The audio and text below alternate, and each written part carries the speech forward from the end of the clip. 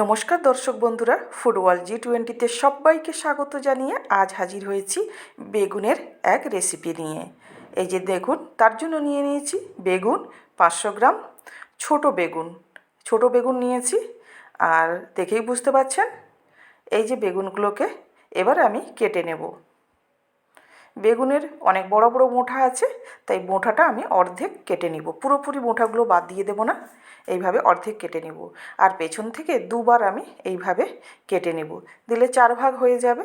এই যে দেখুন, এইভাবে কেটে নিলে নুনটা বেগুনের ভেতরে ঢুকতে সুবিধা হবে। এই যে দেখুন, আবার একটা কেটে করে দেখাচ্ছি। এইভাবে এই যে কাট লাগিয়ে নিয়েছি। এই যে দেখুন, আরেকটা আমি কেটে নিচ্ছি। আর মোঠা সমেত বেগুন হলে, বেগুনের রেসিপি বা বেগুন ভাজা হলে খুবই ভালো লাগে বন্ধুরা। এই যে দেখুন, 3টে আমি কেটে আপনাদের দেখালাম। এরপরে বাকিগুলো আমি কেটে নিয়েছি অফ ক্যামেরায়। এই যে দেখুন, সবগুলো কেটে নিয়েছি এইভাবে। এবার এটা একটা ছোট থালা, তাই আমি একটা বড় থালাইতে ট্রান্সফার করে এবার নুন হলুদটা মাখিয়ে দেব। আর এতে আমি একটু নুনের পরিমাণটা বেশি দিয়েছি, কারণ গোটা যেহেতু বেগুন, তার জন্য নুনটা ঢুকতে টাইম লাগবে। আমরা যত কেটে দিই না কেন, একটু নুনটা ঢুকতে টাইম লাগে। তার জন্য একটু বেশি পরিমাণ নুন দিয়ে একটু 10 থেকে 20 মিনিট আমি বেগুনটাকে রেখে দেব। এখানে আমি নিয়ে নিয়েছি টমেটো, রসুন, আদা, কাঁচা লঙ্কা আর পেঁয়াজ। কাঁচা লঙ্কার বোঁটাটা আমি ছাড়িয়ে নিলাম। এবার এগুলোকে আমি কুচিয়ে নেব। যেহেতু গ্রাইন্ডারে বাটবো, তার জন্য একটু বড় বড় করে কাটলেও কোনো সমস্যা নেই। এই যে দেখুন, একটু বড় বড় করে আমি পেঁয়াজগুলোকে কেটে নিচ্ছি। আর যেসব বন্ধুরা, নতুন বন্ধুরা আমার ভিডিওটা দেখছেন, এখনও আমার চ্যানেলটাকে সাবস্ক্রাইব করেননি, অনুরোধ রইল আমার চ্যানেলটাকে সাবস্ক্রাইব করে বেল আইকনটা অন করে রাখার। আর আমার ভিডিওগুলো কেমন লাগে আপনাদের, বা আজকের রেসিপিটা বেগুনের কেমন লাগলো, সেটাও নিশ্চয়ই কমেন্টে জানাবেন। কথা বলতে বলতে আমার এখানে পেঁয়াজ কাটা হয়ে গেল। এবার পেঁয়াজটাকে আমি থালাইতে তুলে নেব।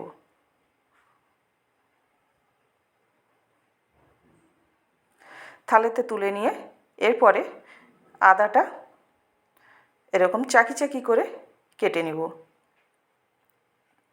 দিলে গ্রাইন্ডারে বাটলে আর গোটা থেকে যাবে না। এই যে দেখুন, আদাটা কাটা হয়ে গেছে। এবার আদাটাকে আমি থালাইতে তুলে নিচ্ছি। রসুন তো আমি ছাড়িয়ে রেখেছি। আর নিয়ে নিচ্ছি টমেটোটাকে একটু বড় বড় করে কেটে নেব, কারণ এটাকে গ্রাইন্ডারেই দেব, তার জন্য ছোট ছোট আর করব না। টমেটোটাও কাটা হয়ে গেছে। এই যে দেখুন, মশলার জন্য এখানে রেডি হয়ে গেছে। এবার নিয়ে নিতে হবে আমাদের গ্রাইন্ডারের বাটিটা নিয়ে এরপরে একে একে আমি মশলার জন্য পেঁয়াজ, কাঁচা লঙ্কা, আদা, রসুন আর টমেটো দিয়ে দিলাম। এতে এবার দেব 1 চামচ সরষে আর 2 চামচ জিরে। এখানে জিরের পরিমাণটা আমি একটু বেশি ব্যবহার করছি। আর জল পরিমাণ মতো দেবেন, যদি লাগে এরপরে বাটার জন্য, তাহলে আর একটু জল অ্যাড করে নেবেন। আমার আর জল লাগেনি। এই যে দেখুন, মশলাটা একবারে প্লেন হয়ে গেছে। এবার আমি কড়াই বসিয়ে দিচ্ছি গ্যাসের উপরে, দিয়ে আমি রিফাইন অয়েল দিয়ে দিলাম। দিয়ে তেলটাকে কড়াইয়ের চারদিকে ঘুরিয়ে নিচ্ছি খুন্তি দিয়ে। এরপরে 15-20 মিনিট হয়ে গেছে। এবার বেগুন ভেজে নেব। বেগুন ভাজার জন্য আমি বেগুন কয়েকটা তুলে দিলাম। আর একবারে ভাজা যাবে না কড়াইতে, তার জন্য অর্ধেক বেগুন আমি তুলে দিয়েছি ভাজার জন্য। বেগুনগুলো ফার্স্ট ওলটপালট করে নিব তেলের উপরে। তারপরে আর আমি এখানে বেগুন ভাজার জন্য কিন্তু ঢাকা দেব না, কারণ বেগুন নরম জিনিস, তাই বেগুনে আমি ঢাকা দিলাম না। আর ঢাকা দিয়ে দিলে তরকারির পর্যন্ত কিন্তু বেগুনগুলো কি হবে, গলে যাবে, তাই আমি ঢাকা দিলাম না। আর বেগুনগুলো এখানে পুরোপুরি আমি ভাজবো না।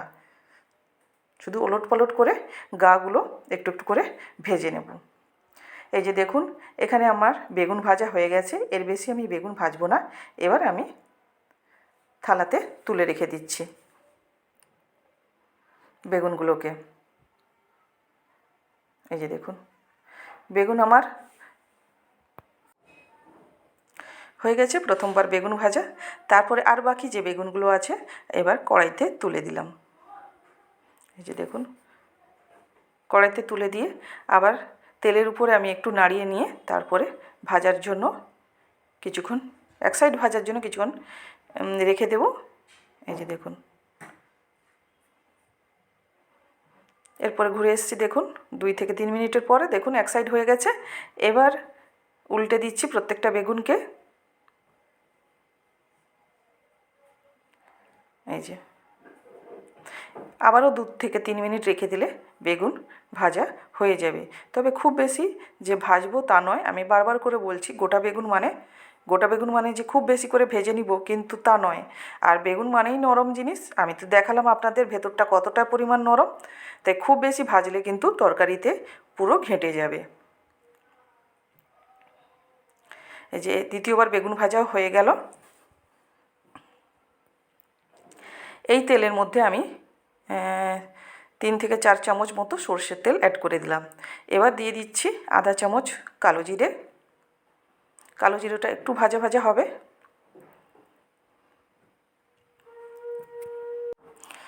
তারপরে অ্যাড করে দিচ্ছি মশলা।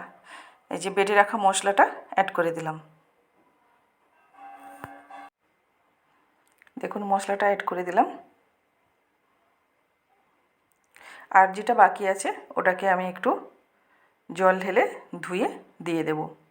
ফার্স্ট আমি মশলাটা যাতে না বসে যায় তার জন্য মশলাটা নাড়িয়ে নিচ্ছি। এবার আমি গ্রাইন্ডার বাটিটা ধুয়ে করে জলটা দিয়ে দিলাম। দিয়ে মশলাটাকে এখন হতে থাকুক, তার মধ্যে একটা মশলা বানিয়ে নিচ্ছি। একটা কাঁচের পাত্র নিয়ে তাতে হলুদ আধা চামচ, লঙ্কার গুঁড়ো কাশ্মীরি লঙ্কার গুঁড়ো, আর এতে কিছু দেব না। আর দিয়ে দিচ্ছি বাকি যে 1 কাপ জলের আধা কাপ জলটা ছিল সেটা দিয়ে করে একবারে পাতলা করে বানিয়ে নিলাম। মশলাটা আবার একবার নাড়িয়ে নিচ্ছি।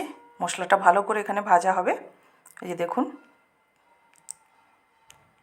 আর ওই মশলাটাও এটা ভাজা হতে হতে ওই মশলাটাও জলে ভিজিয়ে রেখে দিলে মশলাটা ফুলে যাবে। এই যে দেখুন আমি খুব বেশিক্ষণ লঙ্কা আর হলুদটাকে ভিজিয়ে রাখিনি, 2 থেকে 3 মিনিট মতো হবে ভিজিয়ে রেখেছিলাম। তারপরে এই মশলাটা হয়ে যেতে তারপরে দিয়ে দিলাম। দিয়ে করে এবার এই মশলাটাকে এখন 2 থেকে 3 মিনিট ভালো করে কষিয়ে নিতে হবে। এই দেখুন সাইডগুলো তেল ছেড়ে দিয়েছে, এতে দিয়ে দিলাম খুব সামান্য পরিমাণ লবণ, কারণ বেগুন নুন হলুদ মাখানোর সময় আমি নুনটা বেশি পরিমাণ দিয়েছিলাম। আর দিয়েছি 1 চিমটি চিনি ব্যালেন্সটা ঠিক করার জন্য। দেখুন মশলা হয়ে গেছে, এবার জল দিয়ে দিলাম। আমি এখানে নর্মাল জলটা ব্যবহার করেছি, কারণ আমি জলটা দিয়ে সঙ্গে সঙ্গে আর বেগুনটা দেব না, কারণ তার জন্য এখানে ঢাকা লাগিয়ে আগে মশলা সঙ্গে জলটাকে ফুটিয়ে নিতে হবে। তার মধ্যে আমি এখানে আরেকটা জিনিস করে নিচ্ছি, সেটা হলো কড়াই বসিয়ে আধা কাপ আমি এখানে চীনাবাদাম নিয়েছি, চীনাবাদামটাকে ভেজে নিচ্ছি। চীনাবাদামটা দেখুন ভাজা হয়ে গেছে।